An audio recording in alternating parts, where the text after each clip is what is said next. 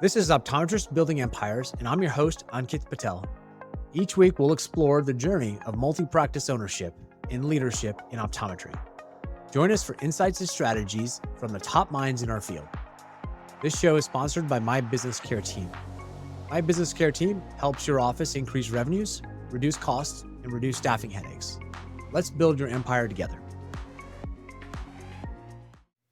Today's guest is someone I'm excited to present. He's an experienced optometrist with over 17 years of expertise, specializing in dry eye and ocular surface diseases. He is fluent in 6 languages and is particularly passionate about managing eye conditions like dry eyes and blepharitis, and advocates for routine eyelid care and visual hygiene as essential tools for lifelong eye health. Raised in Tanzania, his passion for eye care has sparked while volunteering at the Lions Club Eye Camp in remote villages, which continues to fuel his patient-centered, education-first approach. He's a managing partner at Brampton Vision Center and managing director at Urban Opticians. Please welcome Dr. Murtaza Jafferji. Murtaza, welcome to the show. All right, thank you. Thanks, Ankit, for having me on the show. It's a pleasure, and I can't wait to share my journey, I guess. Yeah, I wish I could speak another language well, so we could have like go between languages. But yeah. Well, the 6 languages are, like mostly are Indian intellect. So, I yeah, guess it counts as like 3 to that's 4. fair. Yeah, That's fair. yeah, yeah, Well, I think most of the audience may be speaking just English, but yeah. so we'll keep with English today, I guess, for the audience. Yes, definitely. So, what has been the most important thing that has helped you grow your empire? Yeah. So empires. Yeah. So I mean, I have one that I'm very passionate about. It's like my baby, I guess you can call it. And the most important thing I would say is probably finding the right partners and the right team. Right. I believe having somebody beside you, because you can't wear all hats, so you have to have somebody there that you can trust, that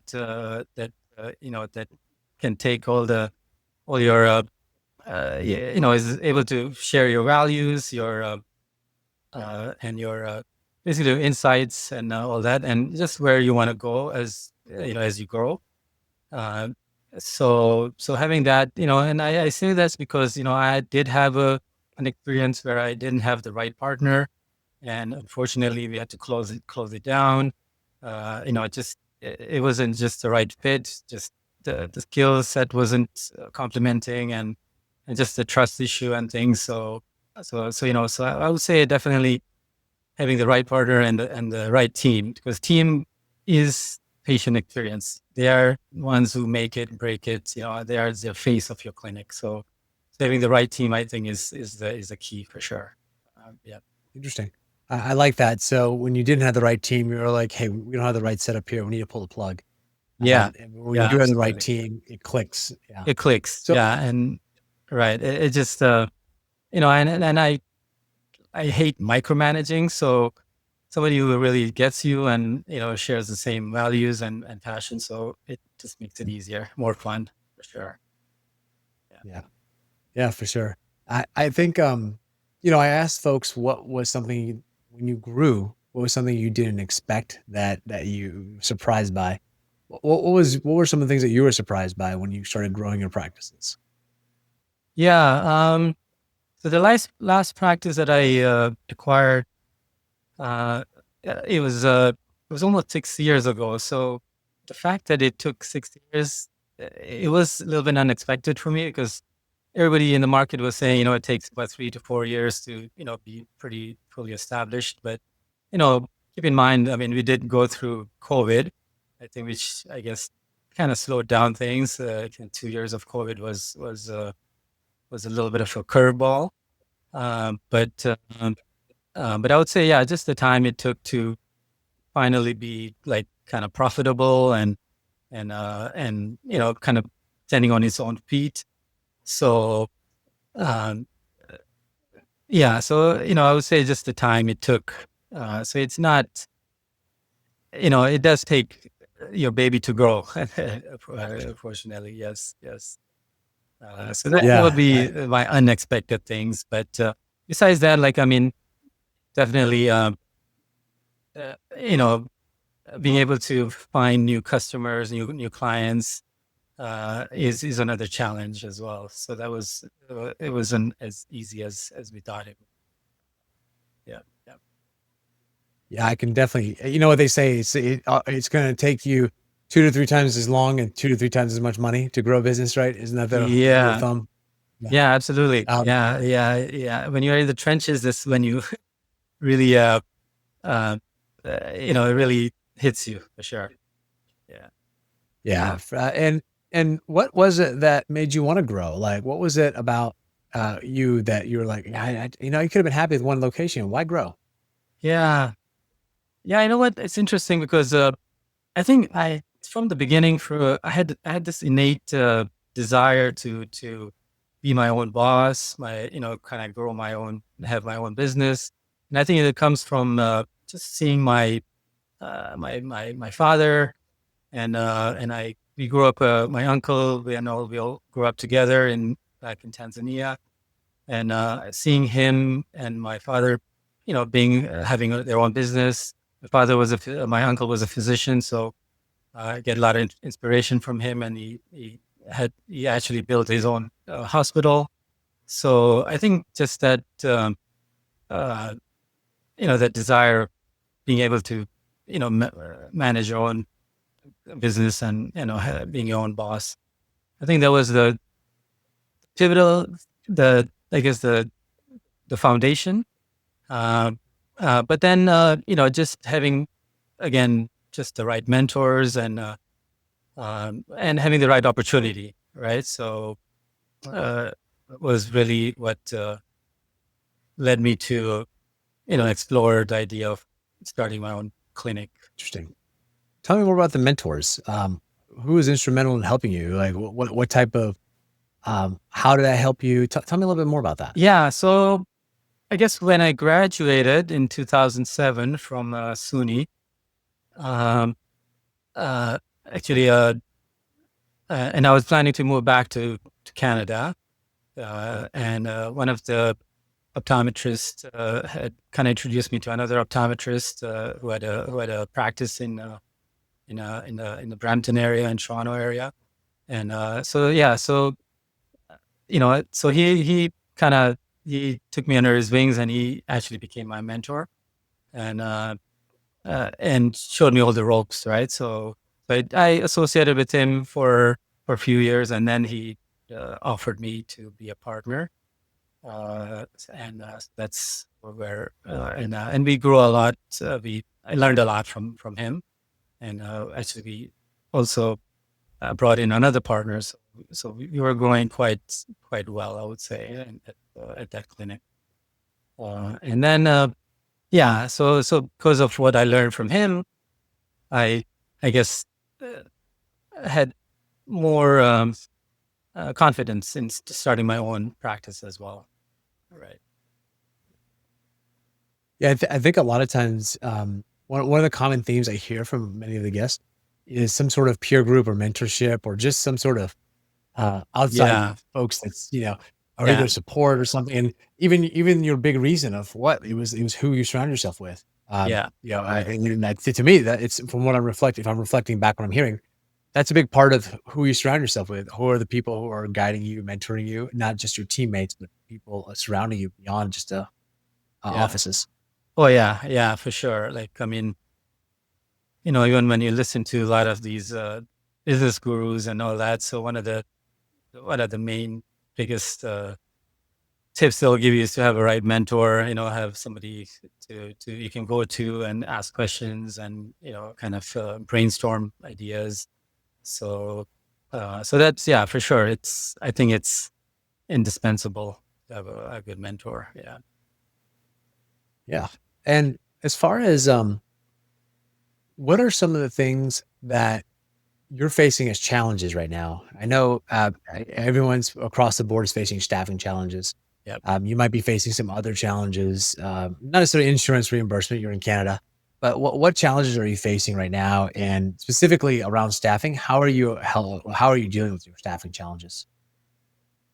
Yeah. So like if I go to my Brampton clinic, it's a much bigger operation, so staffing is more of a bigger issue.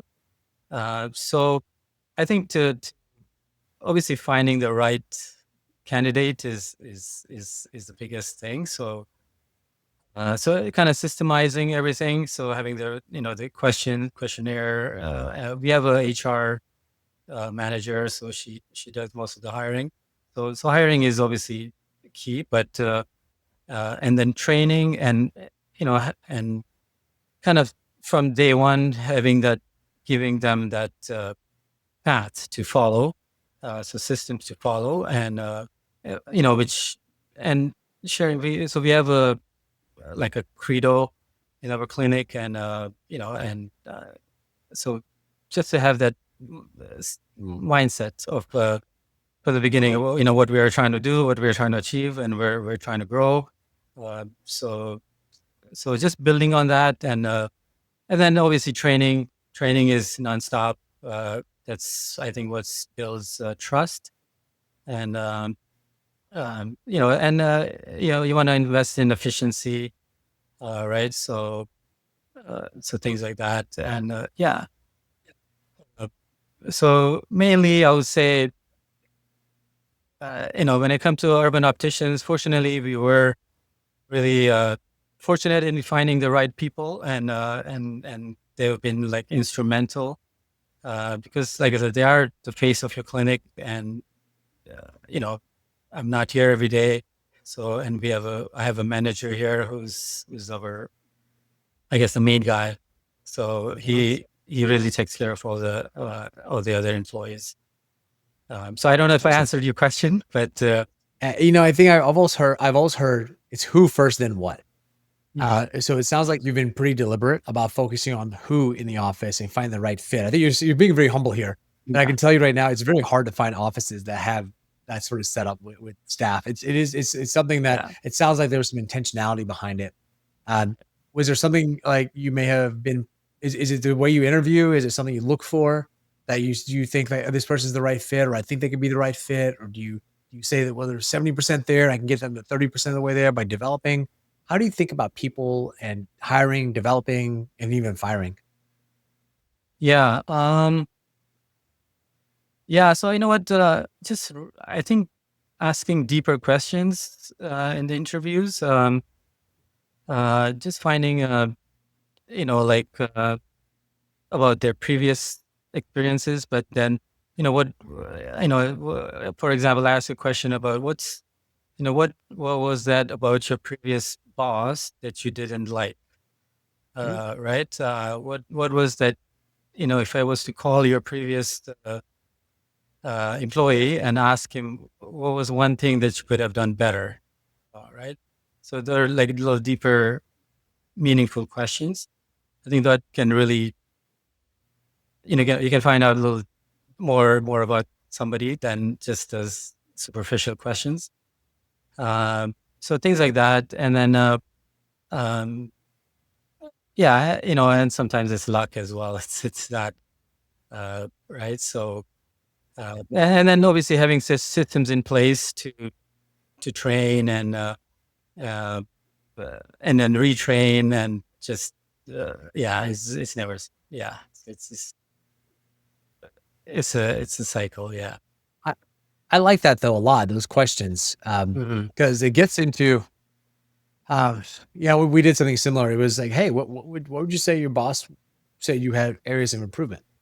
And we used a method called top grading, and so we would go job by job over the last like 10 years. Be like, hey, tell us about what you really did well here, some accomplishments. Tell us where you had room for improvement. What didn't go well? What would your if we called your boss for a reference check? What Yeah. would they say about you? Right. And it's funny because at the end we'll actually ask for particular bosses for references, and then all of a Yeah. sudden it's like, oh yeah, by the way, you'll get this from them, and so it's like, okay, well, there is some stuff won't come out right away, and sometimes you see patterns that are really interesting. They're like, oh, this person takes no accountability, at least has not yet in any of the jobs, Yeah. and they probably won't take accountability here either. They always seem to blame everyone else in the previous jobs. Yeah. And so, yeah, I agree that previous patterns and behavior and what would your boss say about you? Those are really good questions. I like those a lot. Mhm. Yeah. So it's, I mean, it, it is still a learning process for us. It's, um, uh, you know, and, it's basically, it's a feedback loop type of thing. Yeah. Yeah. That's what I find when we're hiring. Gotcha. Yeah. Excellent. Yeah. Hey, so let's let's shift gears just a little bit. Mhm.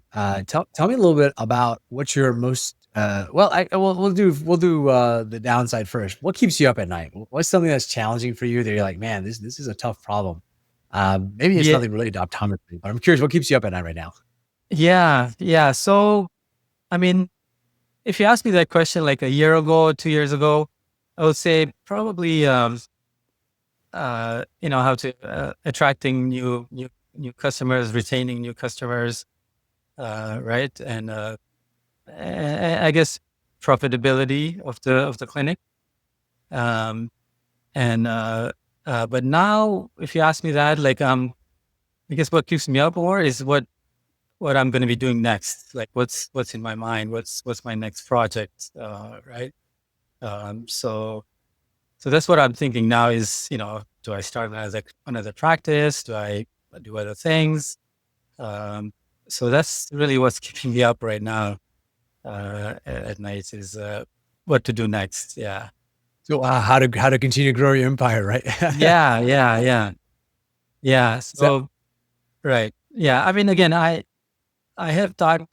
started to think about more optometry, looking in a wider angle, so a wider lens. So, you know, trying to think of the meaningful things I can do, like even maybe studies I can do in my clinic, or as I like as you, I'm pretty I am interested in ocular surface disease, so I am actually working with a company to possibly start a new, you know, trying to develop a product, things like that. So just yeah, just just trying to be more having fun and being more curious, I guess. Yeah. yeah, that's interesting. Anything else you want to share about that or talk about, or you want to kind of wait till see more comes out? Because I'd be curious to learn more about how you think about planning for the future and growing to the next step.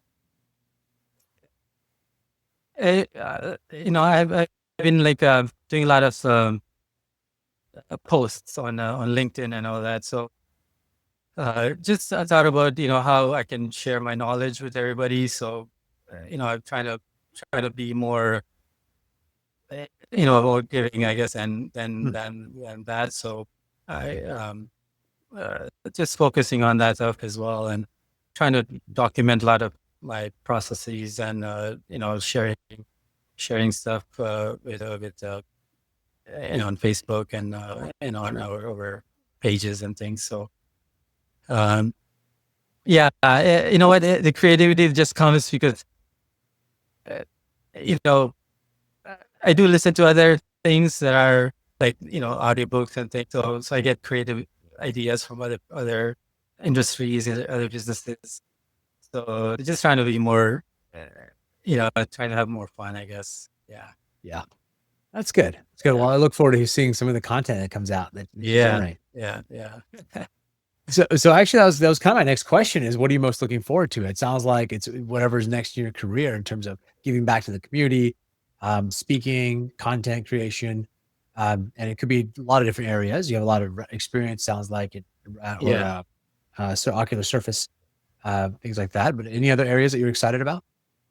Yeah. Well, yeah, I mean, what you brought about giving back. So I am actually going back home after almost 10 years. So, and Hmm. I am planning to do another charity event, like a volunteering, where I, will be most likely joining the Lions group and doing another, their, like a eye camp. So I'm looking forward to that.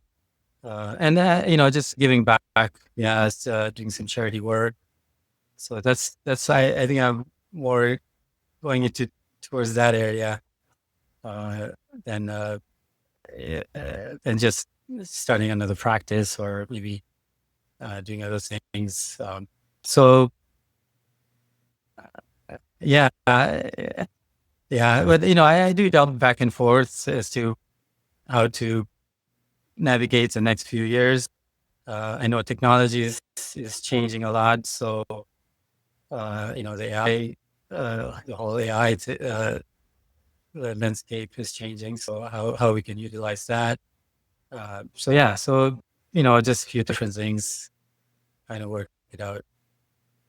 Nice. Yeah. Yeah, I think yeah, that's a big ball of wax, the AI piece. There's so much there to Yeah. unpack, but it changes like every week. We could talk about it today, and it would just change next week. Yeah. Yeah.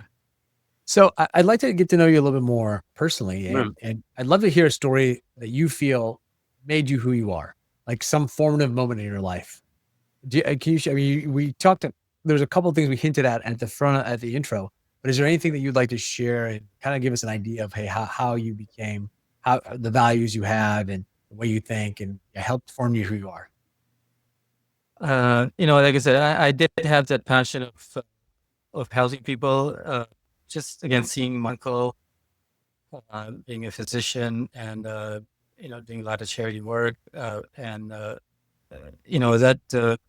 was definitely an inspiration. And so I wanted to always be a bit in the healthcare field, but I didn't know what. Like it was medical school, dental school, optometry school, until I got an opportunity to go to one of these Lions camps that you mentioned, and the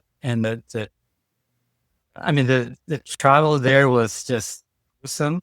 It was like 2 days. It was supposed to take one day. It took us like almost 3 days. One day was just on the train. We got stuck. But when we got there, the experience was just mind blowing. Like the the appreciation, the gratitude, the patience that people had there was unbelievable. And that day, I think, changed my trajectory. And I think I wanted to do with something to do with the eye care field, the eye care industry. So yeah, Okay, so I think that was my pivotal moment. Is when I applied to optometry school because of that. that's Yeah. cool. Yeah, that's really neat. Lions Club. You're not the first person to bring up Lions Club either. I think what their mission is to serve, and they really embody that. So it's kind of neat to see that. So what is it that you do for fun? Like you're a busy guy, you have a couple offices, really humble too. Like, you do a lot. So what do you do for fun? For fun, oh man, I love the outdoors. Like any chance I get, I'm outdoors. Um, yeah, so playing basketball with my two sons, it's fun. Any sport we play together. But personally, I'm avid mountain biker, like single trip. I do snowboarding, yeah, and yeah, running and swimming. Unfortunately, I can't play ton sports because of my knee, but competitively. But yeah, just being outdoors. I was part of a scouts group when I was young, and I think that's what kind of made me be an outdoor guy. Yeah, Any opportunity I get, even in the winter time, skating and yeah, all that. So uh, yeah, just being outdoors is my thing. nice. So knowing what you know now, um, what would you tell your younger self who just graduated from OD school? What advice would you give your younger self, knowing what you know now? Yeah, I would say. I mean, that's a good question. I would say, you know, don't stress too much. It's gonna be fine. Uh, just follow. Have a purpose. Then have passion, and then make sure you have grit to follow that. Right. So, and I tell my kids all the time, same story. So, so you got to have some place where you get uh, problems and help with it, improve pain points, people's lives. So just try to find something and then be passionate about it, and then just do it. Yeah. Right. Nice. So as far as if people wanted to get in touch with you and reach out to you asking Mhm. questions either about practice or business, how can people get a hold of you? Yeah, you know what? Best is email me, um, mnjafferji@gmail.com. They can they can hook up on LinkedIn, Facebook as well. I'm there. So yeah, all the social media uh, platforms except for TikTok. I haven't Not discovered on TikTok TikTok. yet. Yeah. Yeah. I will put those in the show notes for folks too. All So, right. thank you, Dr. Jafferji, for being a guest on the show. Thanks for having me, Ankit. It was a pleasure. I hope I brought some value to your audience. Oh, I love the insights on how surrounding yourself with the right people. And, I'm sure the audience did too. And audience, if you did like it, please subscribe and share it with folks, either through podcast or video. And Dr. Jafferji, thank you again for being on the show. This has been another exciting episode of Optometrists Building Empires. We'll see you next time. That's a wrap on another episode of Optometrists Building Empires. Thanks for joining. For show notes and more, visit buildingempires.live. This show is proudly sponsored by My Business Care Team. My Business Care Team was born out of staffing challenges my wife and I faced together, managing multiple optometry locations. We refined our approach at Classic Vision Care and now offer our expertise to others. If you're experiencing challenges with staffing and you'd like to set up a discovery call, we'd be happy to help you and connect you with the right resources. We'll see you next time.